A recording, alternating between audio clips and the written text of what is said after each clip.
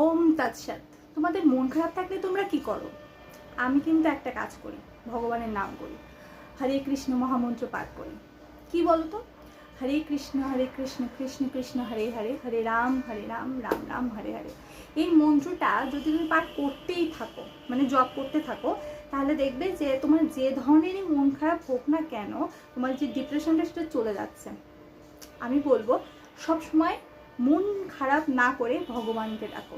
অনেকে অনেক কাজ করে, যেমন আইসক্রিম খায়, কেউ ডান্স করে, কেউ গান করে, কেউ গিটার বাজায়, বা কেউ মুভি দেখে, কেউ বন্ধুদের সাথে বাইরে পার্টি করতে যায়। কিন্তু আমি কি করি বলো তো? যখন আমার মন খারাপ হয়, আমি ঘরটা অন্ধকার করি, করে হাতে জপের মালা নিই, যেটা আমি বৃন্দাবন থেকে নিয়ে এসেছিলাম, অ্যান্ড সেটা আমি জপ করতে শুরু করি, আর সবসময় ভগবানের নাম করি। তো আমি বলবো তোমরাও সেটা করো, অনেক কাজ দেবে। একটু করেই দেখো না। রাধে রাধে।